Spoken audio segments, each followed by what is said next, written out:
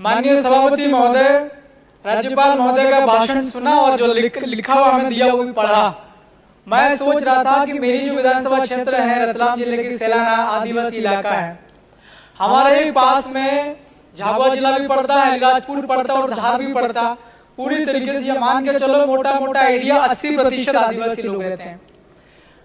मैं सोच रहा था कि राज्यपाल महोदय के भाषण में होगा आदिवासी लोग, हमारे समाज के हमारे इलाके जो लोग हैं वो ज्यादा गरीब हालात होने की वजह से और पढ़ाई लिखाई ठीक नहीं होने की वजह से ज्यादातर लोग दूसरे इलाकों में जाते हैं मजदूरी करने के लिए। देश आजाद हुआ आज तक लगभग 75 साल से ज्यादा का समय हो चुका। आज भी रतलाम जिले के, झाबुआ जिले के, मध्य प्रदेश के अलीराजपुर जिले से, धार जिले से आदिवासी लोग पलायन पर जाते हैं। और पलायन पर जब लोग जाते हैं तो उनको क्या समस्या होती है, क्या परिस्थितियां बनती है। महिलाएं छोटे छोटे बच्चे लेकर के जाती हैं, वहां मजदूर भी सुरक्षित नहीं होता, काम करते हैं फैक्ट्री में या किसी ठेकेदार के पास तो वहां पैसा भी नहीं दिया जाता है। मैं ये सोच रहा था कि राज्यपाल महोदय के भाषण में होगा बेरोजगार जो आदिवासी इलाके में जो लोग हैं, पढ़ने के बाद नौकरी की तलाश होती है। मैं ये सोच रहा था कि नौकरी की व्यवस्था होगी, कहीं से कहीं तक आदिवासी इलाके में विशेष तौर पर नौकरी के लिए कोई व्यवस्था नहीं है। मेरी सेलाना विधानसभा क्षेत्र में मैं ये सोच रहा था कि अभिभाषण में होगा कि आदिवासी पढ़े लिखे युवाओं को प्रशिक्षित करने के लिए कोई ट्रेनिंग सेंटर खुलेगा या मेरे इलाके में छोटे छोटे उद्योग खुलेंगे जिसमें लोगों को रोजगार मिलेगा। इस प्रकार की कोई भी चीज अभिभाषण में नहीं है। मेरे जो आदिवासी इलाका है वहां सिर्फ लोगों के पास थोड़ी बहुत खेती बाड़ी है। खेती बाड़ी तभी ठीक हो सकती है जब किसान को खेती करने में थोड़ी सहूलियत मिले। एक तो किसान को जब बीज खरीदना होता है तो बीज महंगा दिया जाता है और नकली बीज दिया जाता। दूसरा, उसको बीज बोने के बाद में खाद की जरूरत पड़ती है किसान को, तो खाद समय पर नहीं मिलता। और तीसरा, बिजली की कैसी स्थिति होती है किसान को सिंचाई करने के लिए। सीनियर वरिष्ठ सदस्य माननीय रावत साहब ने बताई दिया आपको। इस बुरे दौर से किसान गुजरता। मैं सोच रहा था कि अभिभाषण में किसानों के फायदे के लिए कुछ होगा, लेकिन अभिभाषण में ऐसा कुछ नहीं मिला।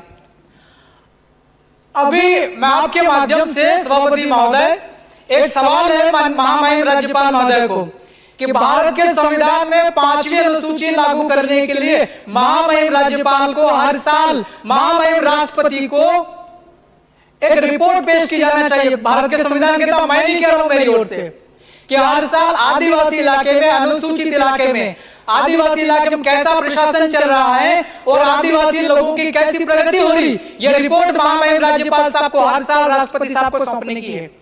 यह भारत के संविधान में इसकी व्यवस्था है। तो मैं अभिभाषण के ऊपर मैं यही बात कहना चाहता हूं, आपके माध्यम से यह सवाल है उन तक, यह जानना चाहिए। महामहिम राज्यपाल साहब भी उसी इलाके से आता हूं, भील प्रदेश से, और मैं भी उसी इलाके से आता हूं। तो आदिवासियों की इतनी समस्याएं क्यों ध्यान को नहीं जा रहा है।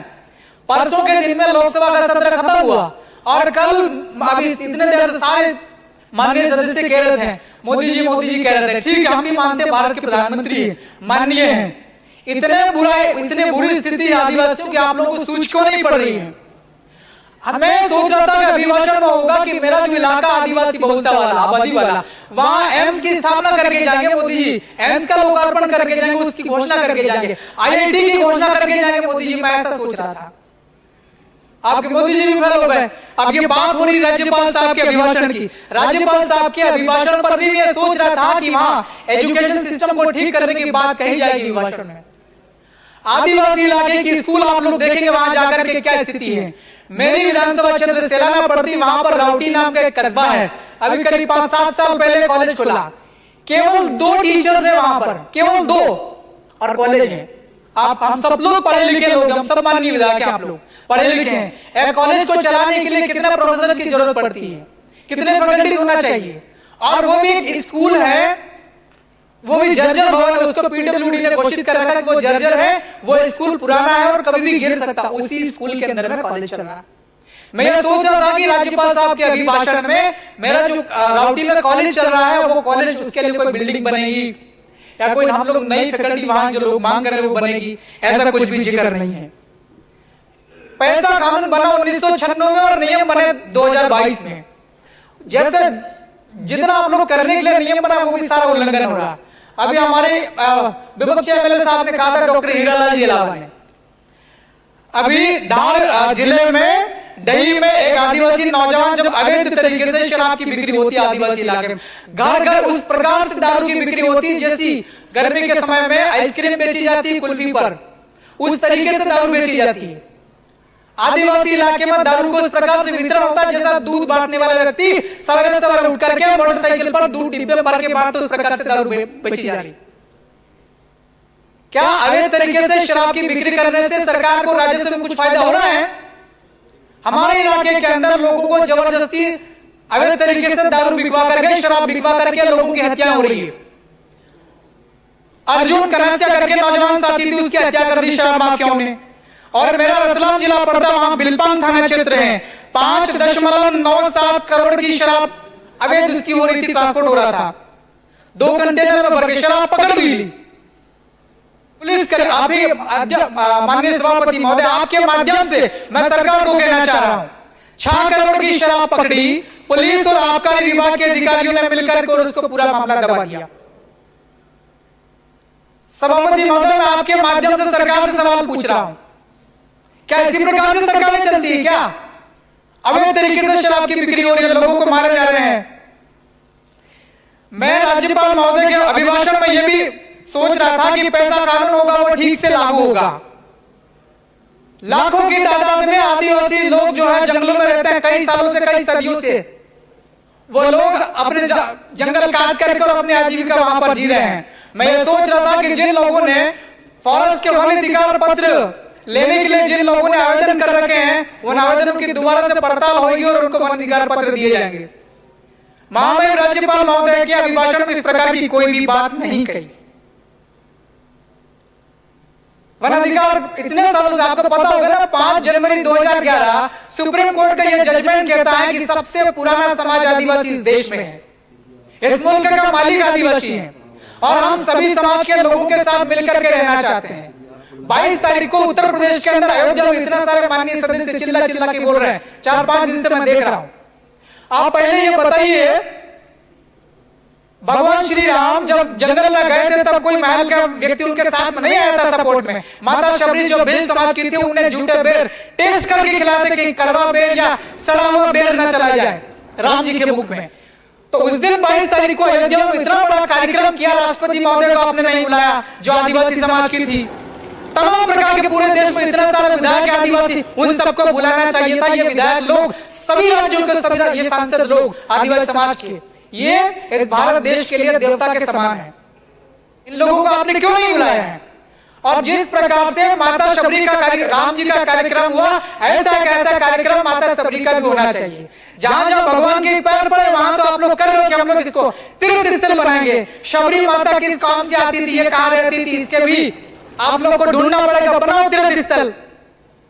जिस प्रकार राम जी का कार्यक्रम हुआ, हमारे लिए वो देवता के समान है। देवता हम लोग तो पूजा करते हैं। आदिवासी समाज का आदमी सवेरे से उठने से लेकर के शाम को सोने तक हजारों बार जिन लोगों से मिलता है, 2 बार राम राम बोलता है, 1 बार जय श्री राम नहीं बोलता है।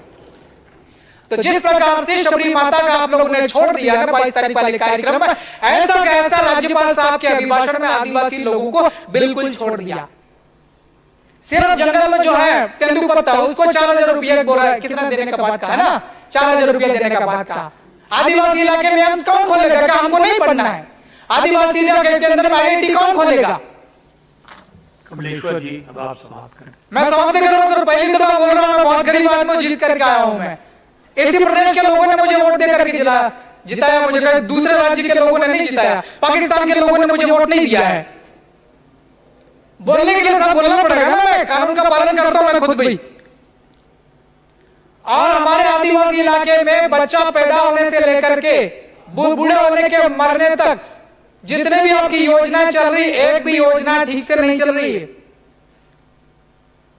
नरेंद्र मोदी जी आपके हमारे सब क्यों माननीय है, उनकी तमाम प्रकार की योजनाएं होगी इस भारत को आगे बढ़ाने के लिए।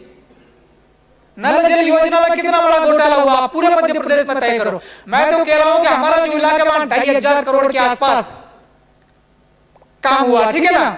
आप लोग सर्वे करेगा, मैं खुद ही, जैसे रावत साहब कह रहे थे ना कि वो बिजली वाले मेरी उपस्थिति में आप लोग वेरीफाई करो। अब मैं भी विधायक हूं, मैं भी चुनकर के आई हूं, मेरी उपस्थिति में नल जल योजना कितने घरों तक आपने नल के माध्यम से पानी पहुंचाने के इंतजाम किए हैं, मैं खुद खड़ा लेकर हम वेरीफाई कर लेते हैं। 90% काम फर्जी हुआ है। कागज में कह दिया कि नल चल रहा, नल में पानी आ रहा, वहां जाके देखेंगे कोई नल नहीं बिछाया है और कोई पानी का कोई स्रोत तैयार नहीं किया है। ऐसी स्थिति हो रखी है हमारे इलाके में। तो दूसरे जिलों में और दूसरी विधानसभाओं में भी मेरे ख्याल से यही हालात होंगे। आप समाप्त करें। बस समाप्त कर रहा हूं श्रीमान जी। जी तो मैं अपेक्षा करता हूं कि आगे जो भी काम होगा आदिवासियों के हितों का ध्यान रखा जाएगा और बोलने के लिए मौका दिया, बहुत बहुत धन्यवाद, शुक्रिया। जय भील प्रदेश। धन्यवाद।